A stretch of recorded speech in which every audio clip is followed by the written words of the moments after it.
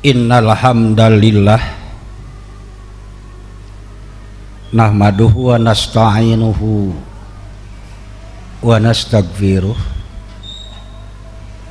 wa na'udzu billahi min shururi anfusina wa min sayyiati a'malina. Asyhadu an la ilaha illallah wa asyhadu anna Muhammadan abduhu wa rasuluh alladzi la nabiyya ba'dah. Amma ba'du, faqala Allah fil Qur'anil Karim, a'udzu billahi minasy syaithanir rajim.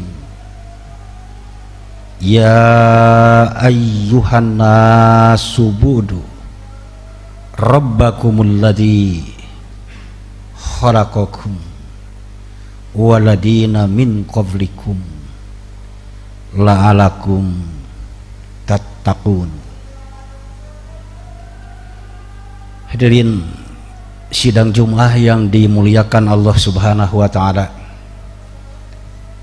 Alhamdulillah, dengan takdir Allah Subhanahu wa taala saya bisa bertemu dengan ikhwan di masjid yang dimuliakan Allah ini.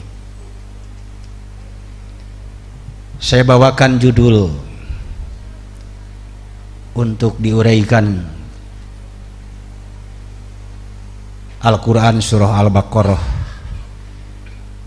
ayat 21.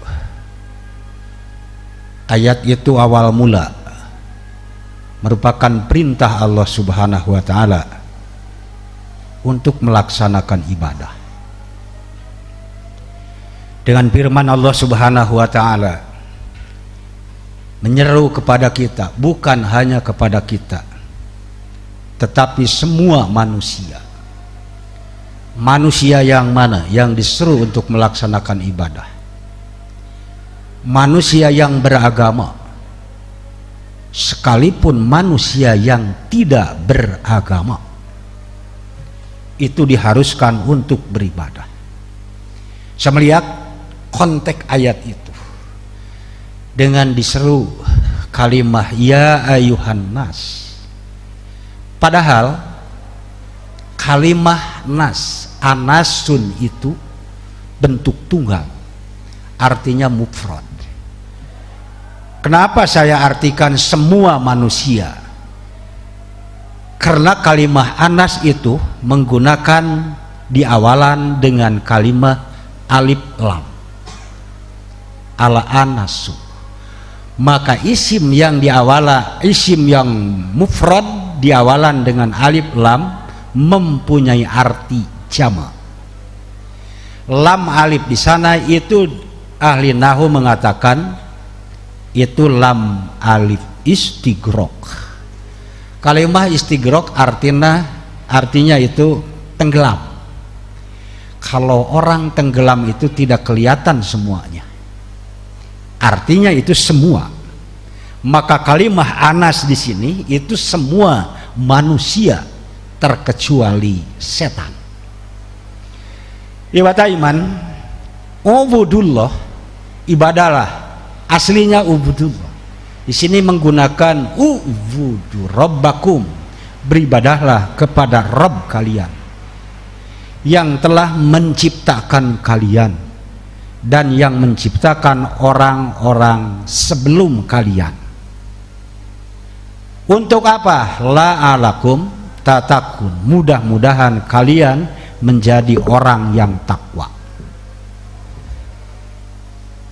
Iwata iman yang dimuliakan Allah Subhanahu wa taala, kalimah ibadah ini sudah masuk kosakata suku. Kalimah ibadah masuk Sunda artinya ibadah. Bahasa nasional kalimah Arab ibadah. Semua menggunakan ibadah. Kalau huruf seperti itu artinya ibadah. Pertanyaannya, ibadah itu apa? Ya ibadah, ya apa namanya ibadah itu apa? Jadi arti ibadah itu apa? Ya, arti ibadah itulah jumaahan ibadah, sholat juga ibadah. Kenapa satu huruf banyak artinya? Satu huruf paling banyak itu dua.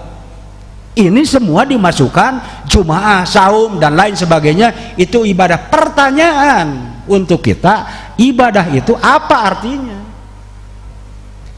Maka kalimat ibadah itu ternyata mubham, artinya samar, sulit untuk dikasih pengertian. Maka para ulama membuat definisi, hukuman, aturan-aturan untuk mengartikan kalimat ibadah. Maka ulama memberi definisi yang namanya ibadah itu al ibadatu hiya at-taqarrubu ilallah. Arti ibadah itu adalah at-taqarrub, artinya mendekatkan diri kepada Allah. Catatan, ibadah itu mendekatkan diri kepada Allah. Bagaimana cara mendekatkan diri itu? Biimtisari awamirihi, dengan cara melaksanakan apa yang diperintahkan Allah, wajtinabi nawahihi, dan menjauhi apa yang dicegah oleh Allah, wal amali bima adina bihi asyari'u, dan beramalah sesuai dengan syar'i agama yang ada di dalam Al-Quran, yang ada di dalam Al-Hadis. Itulah cara mendekatkan diri kepada Allah. Jumaahan itu bukan arti ibadah, tetapi cara mendekatkan diri kepada Allah itu melaksanakan ibadah. Sholat yang 5 waktu itu bukan ibadah, tetapi cara melaksanakan diri kepada Allah, mendekatkan diri dengan cara melaksanakan ibadah sholat. Itulah, jadi kita harus tahu bahwa namanya ibadah itu, arti ibadah taqarrub, mendekatkan diri kepada Allah dengan cara melaksanakan apa yang diperintahkan. Allah memerintahkan untuk melaksanakan ibadah Jumat melewati ucapan Rasulullah Shallallahu Alaihi Wasallam, al-jumu'atu haqqun wajibun. Jumat itu hak dan kewajiban ala kulli muslimin, untuk orang-orang yang beragama Islam. Itu merupakan ibadah, artinya kita melaksanakan ibadah Jumat itu melaksanakan perintah Allah melewati ucapan Rasulullah Shallallahu Alaihi Wasallam. Dengan cara seperti ini kita mendekatkan diri kepada Allah. Wajtinabi nawahihi, maka kita harus menjauhi apa yang dicegah oleh Allah. Jangan jauh. Saya mengambil contoh sabda Rasulullah Shallallahu Alaihi Wasallam, di waktu imam berkhutbah, maka kalian jangan sekali-kali berbicara kepada sahib kalian. Maka kalau kalian berbicara kepada sahib kalian, itu faqad lago. Jelas ibadah Jumat itu tidak akan mendapat ganjaran balasan, karena kita terganggu oleh ucapan kita kepada sahib kita. Yang jadi pertanyaan, sahib kita yang mana? Sahib kita yang ada di kiri kita, yang ada di kanan kita, yang ada di belakang kita, yang ada di depan kita, terkecuali imam. Imam itu bukan sahib.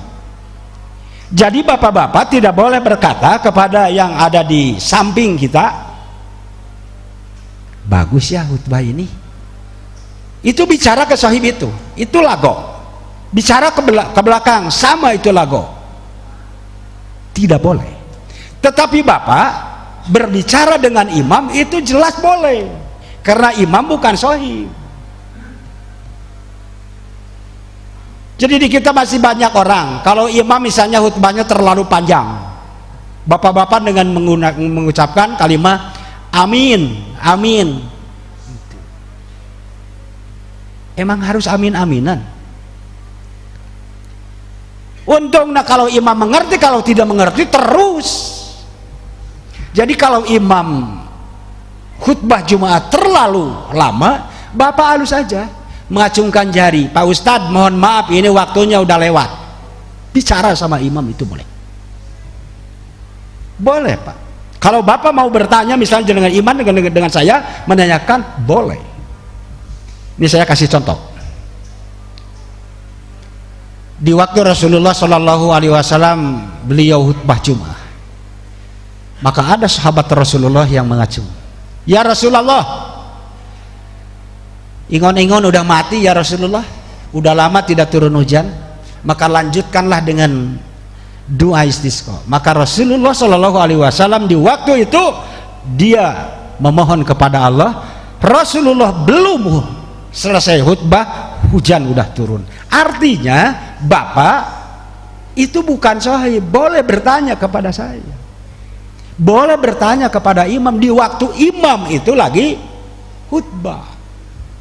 Nah, maka cegahan itu yang harus ditinggalkan. Yang tadi bapak tidak boleh berbicara kepada orang yang ada di samping bapak, kiri kanan belakang depan, kecuali kepada imam. Itulah artinya bapak melaksanakan ibadah. Barakallahu li wa lakum.